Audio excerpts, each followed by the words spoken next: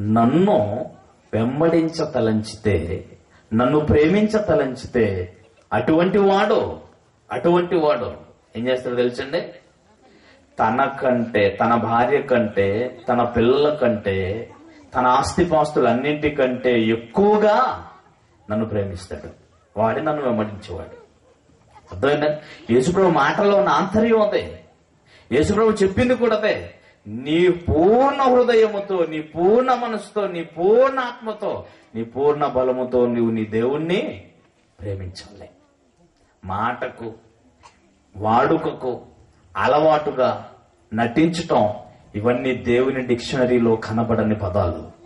ఇలాంటివి చేయటం దేవుడు సహించుకోలేడు. అందుకనే ఇలాంటి విషయాలలో దేవుడు ఎంత కఠినంగా ఉంటాడో, ఎంత ప్రేమను మన పట్ల కనుపరిచాడో అంత కఠినంగా మారిపోతున్నాడన్న సంగతిని మీరు కాస్త గ్రహించండి, అర్థం చేసుకోండి.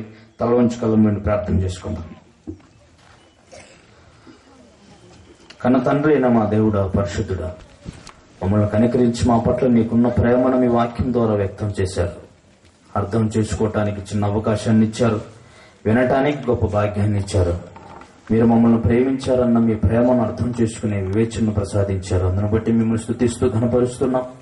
తిరిగి మీ ప్రేమను అర్థం చేసుకున్న మేము మిమ్మల్ని ఎలా ప్రేమించాలో, మా జీవిత అంతటిలో మిమ్మల్ని అన్నింటికంటే ఎక్కువగా ప్రేమించగలిగే ఒక స్థాయికి మిమ్మల్ని, మీ పిల్లలను చేర్చుటకు మీ మాటల ద్వారా తగిన ఫలితాన్ని తీసుకొచ్చినట్లు సహాయం చేయండి.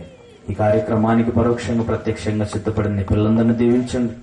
ఈ గ్రామంలో సంఘ కాపరులుగా ఉంటూ బాధ్యత నిర్వర్తిస్తున్న వారు నమ్మకంగా తన కార్యక్రమాన్ని కొనసాగించి బాధ్యత గల సేవకుడుగా ప్రతి వారిని నిత్యత్వంలో పరలోకానికి చేర్చేటువంటి సేవకుడుగా ముందు కొనసాగుటకు అతనికి కావలసిన జ్ఞాన వివేకములను దయచేయమని వేడుకుంటున్నాం. సేవకుని గౌరవించి పరలోకం కోసం సిద్ధపడేటువంటి సంఘ బిడ్డలుగా కూడా నీ పిల్లలు ఉండగలుగుటకు సహాయం చేయండి. సంఘాన్ని డెవలప్ చేయండి.